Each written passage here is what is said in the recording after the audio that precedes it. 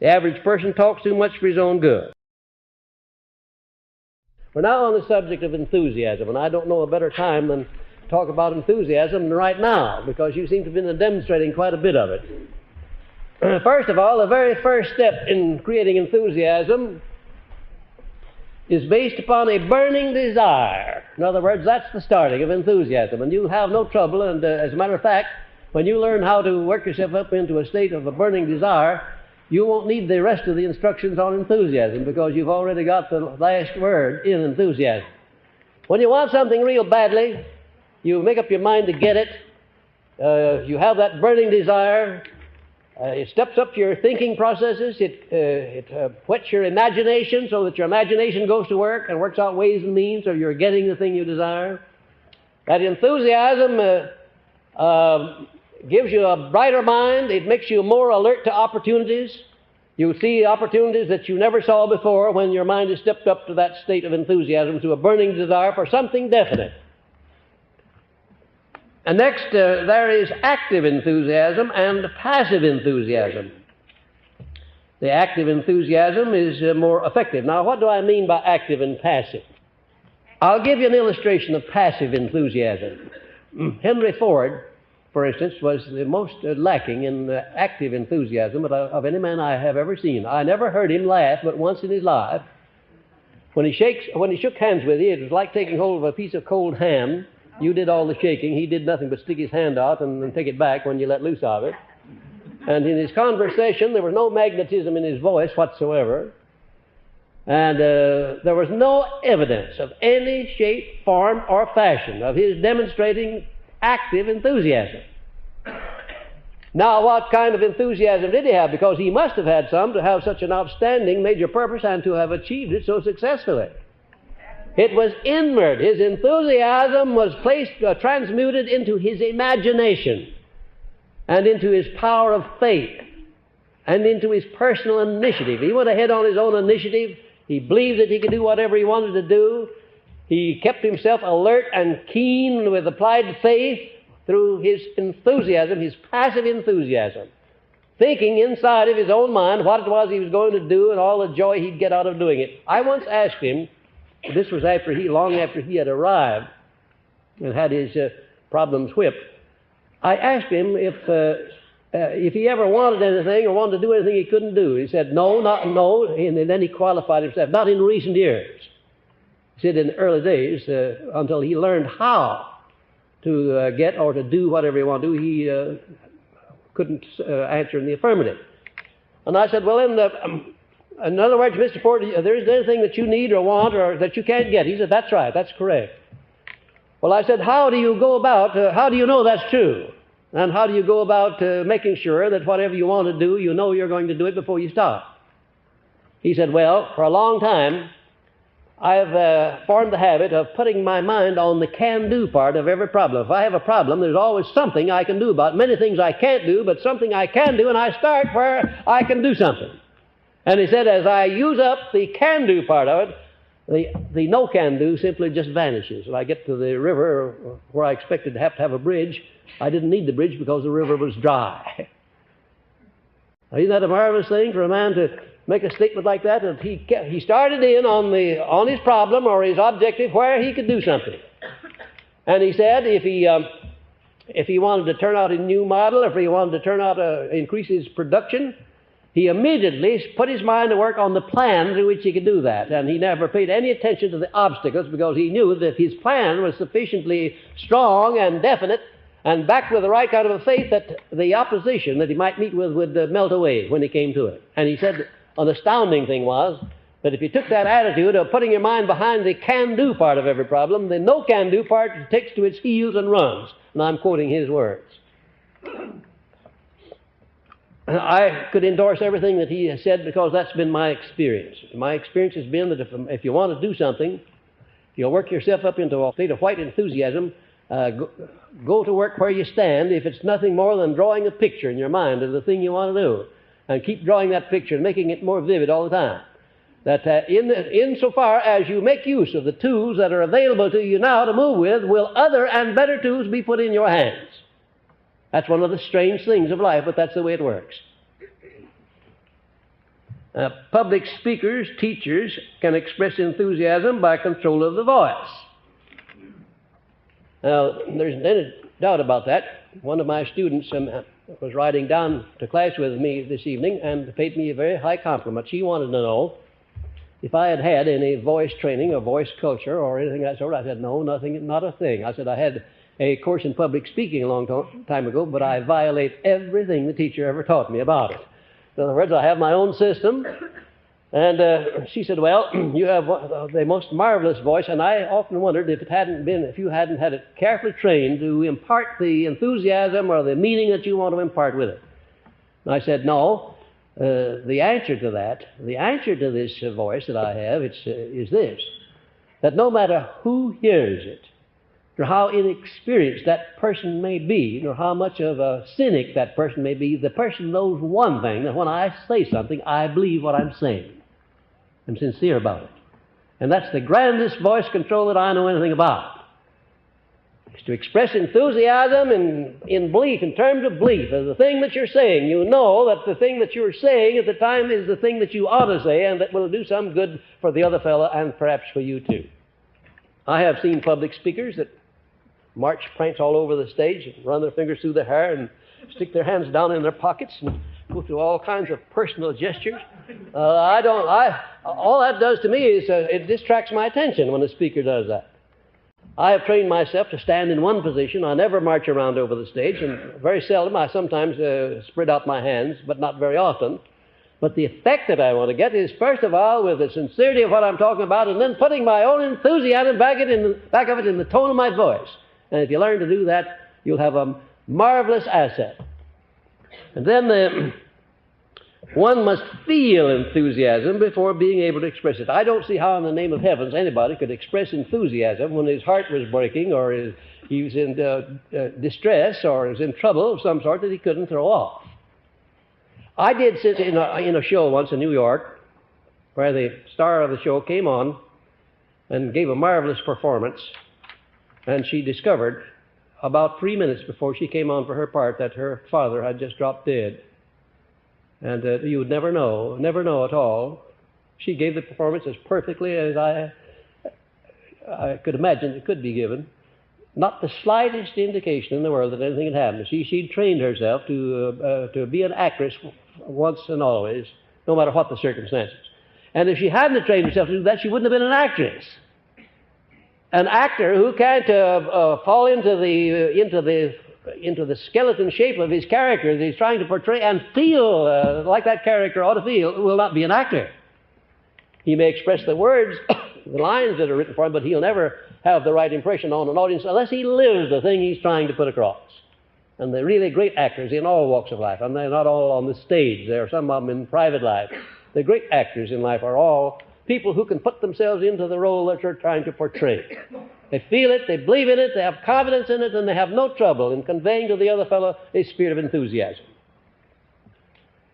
This enthusiasm is a mighty tonic for all of the negative influences that get into your mind. If you want to burn up a negative influence, just turn on a little enthusiasm. I'm telling you, the two can't stay in the same room at the same time. Just can't do it. You start being enthusiastic over anything, and I defy you to let these doubting thoughts or these thoughts of fear come into your mind while you are keyed up in the state of enthusiasm. One should practice the development of enthusiasm in daily conversations and learn to turn it on or off at will. But you start in now, immediately, to step up the tone of your voice when you're conversing with other people, to put a smile back of your words, inject into it a pleasant tone, a pleasant feeling. Sometimes you can do that by toning your voice down, not talking so loud. Other times you can do it by stepping it up so that they can't fail to hear you and recognize what you're doing. In other words, learn to inject enthusiasm into your ordinary daily conversations, and you'll have somebody to practice on in every person you come into contact with. Now, this assignment that I'm giving you about practicing on people that you come into contact with daily is a marvelous thing if you just stop and watch what happens to you when you start doing that. Naturally, you start changing your tone of voice. You'll go out deliberately intending to make the other fellow smile while you're talking to him or her and make that person like you.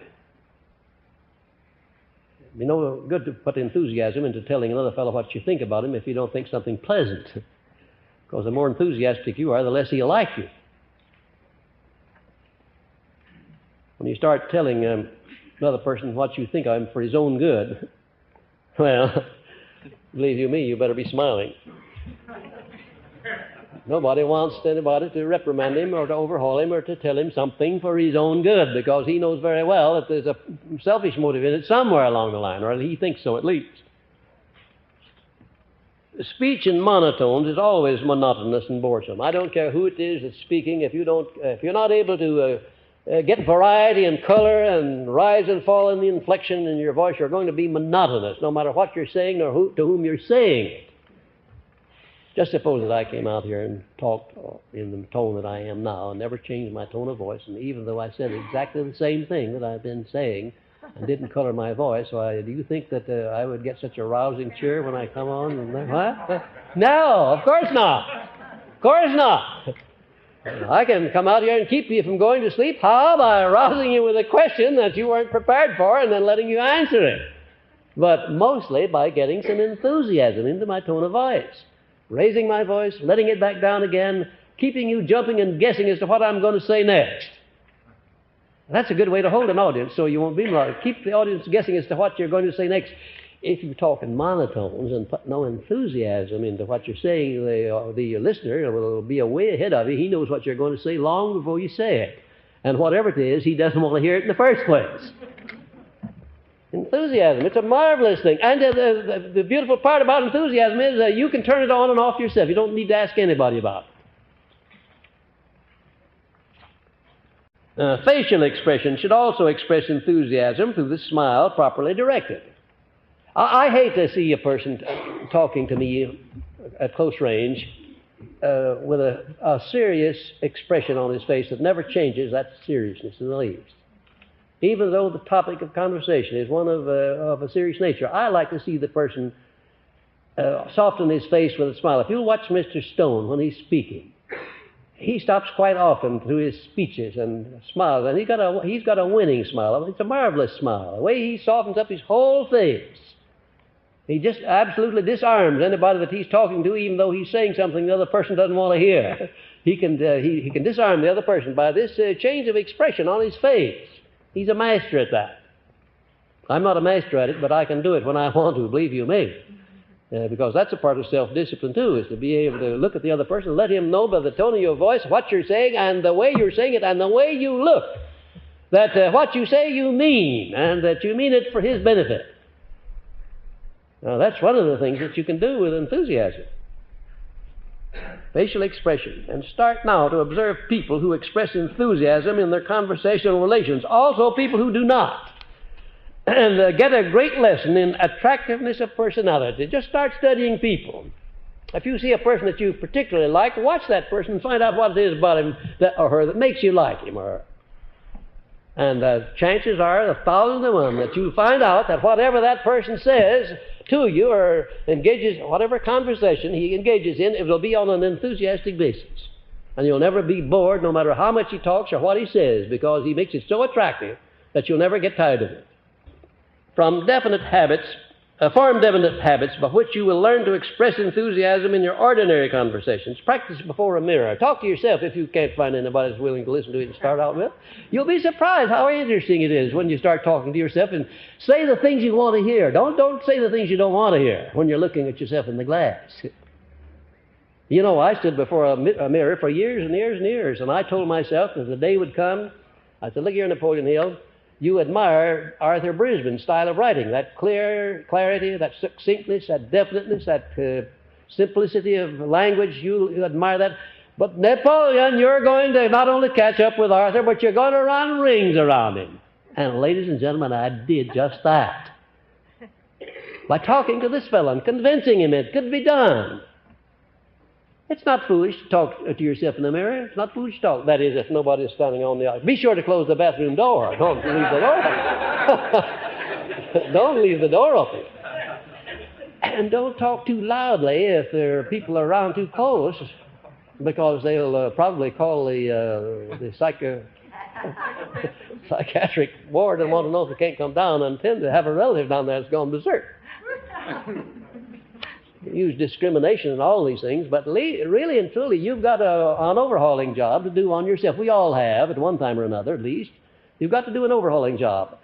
I want to attain to a greater degree of proficiency all the time. My education is never completed. It's wide open all the time. You know, as long as you're green, you continue to grow, but when you get to where you're ripe with knowledge, then the next step is to become rotten.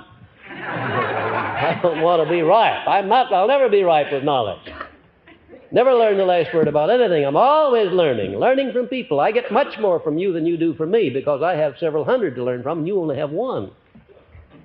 You ever thought of that? But I wouldn't get anything from you if I didn't have an open mind, if I weren't trying to learn from you all the time. When you express enthusiasm in your daily conversations, observe with profit how others pick up your enthusiasm and reflect it back to you as their own. You can change the attitude of anybody that you want to by simply working yourself up into a state of enthusiasm. It's a contagious thing, and they pick it right up and reflect it back to you as their own. All salesmen, all master salesmen understand that art. If they don't understand it, they are not master salesmen. They're not even ordinary salesmen if they don't know how to key up the buyer with their enthusiasm. Now, no matter what you're selling, it works just the same in selling yourself as it does in selling services or commodities or merchandise.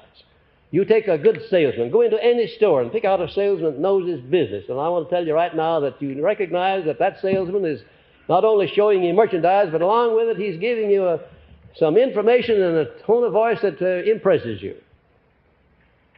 Most salesmen, you know, in stores are not salesmen at all. They don't have the first idea about salesmanship. They're what will we call them? They're order takers. Order takers, not salesmen at all. They don't sell it. I've often heard them say, well, I sold so much today. I heard a newspaper man talking to the man that delivers the news to him. I was telling how many papers he'd sold that day. Well, he hadn't sold any papers at all. He'd been there, he had them out, and people came along and bought them and laid their money down. He didn't have anything to do with selling them, except putting the merchandise where the people could pick it up and buy. But he thought he was a salesman, thought he was a pretty good one. But you see a lot of people who wrap up merchandise and pass it out to you and take your money, who think they've made a sale. They haven't made anything of the kind. You've done the buying. But a good salesman, you can't say that about him. You go in to buy a shirt, and before you get out of there, he'll sell you some underwear and some socks and some tie and a pair of suspenders. No, wouldn't sell me any suspenders because I don't wear them. But he'd sell me a nice new belt. One did that just a day or two ago.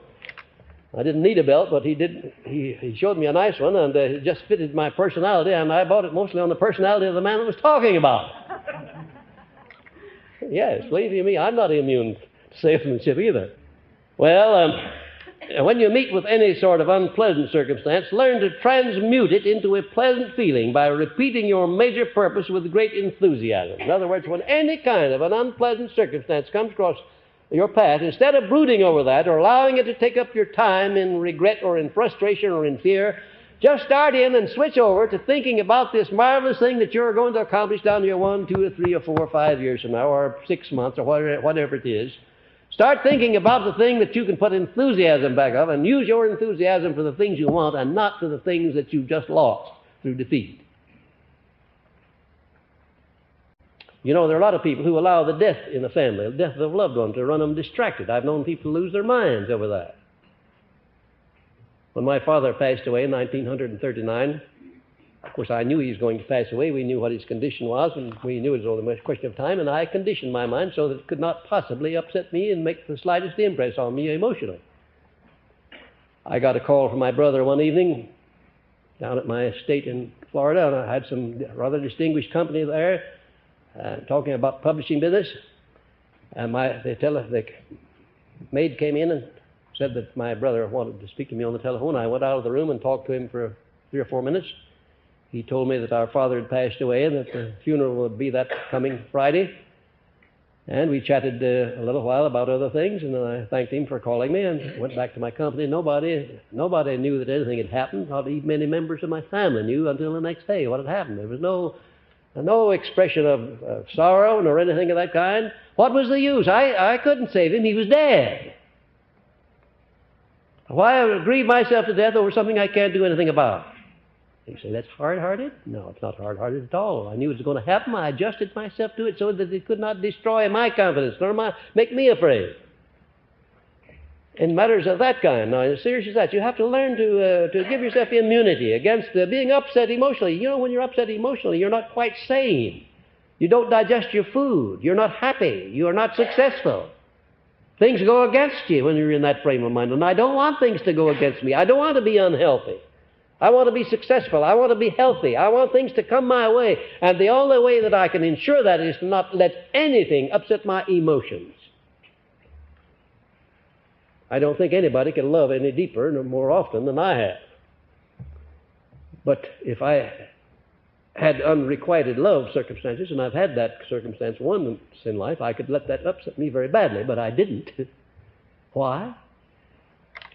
Because I have self-control. Because I won't let anything destroy my equilibrium. Nothing at all. I didn't want my father to die, but as long as he was dead, there wasn't anything I could do about it. There was no use of me dying along too, just because he had. And I've seen people do just that. Just go ahead and die because somebody else had died. That's an extreme illustration I'm giving you, but it's certainly one that's needed by everybody. We need to learn to adjust ourselves to the unpleasantness of life without going down under them. And the way to do that is to divert your attention away from the unpleasant over to something that is pleasant, and then put all of the enthusiasm you've got back of that other something. Your life you're entitled to have complete control of it. And remember, from this day forward, that your duty to yourself requires that you do something each day to improve your technique for the expression of enthusiasm, no matter what it is. Maybe I've touched upon some of the things that you can do, but I haven't touched upon all of them. Maybe you, in your circumstances and considering your relations with other people, you know something that you can do to step up your enthusiasm so as to make you more beneficial to some other person. And I want to tell you something, and this is a very appropriate thing for the closing of this lecture. If you have a mate and you can work up a relationship with that mate where the mate compliments you in every place where you're apt to be weak, then you've got a fortune beyond compare, a fortune that you can't estimate, an asset that's beyond comparison with anything else in this world. Because that mastermind relationship between a man and his wife can surmount and go around and master all difficulties that they may come into contact with.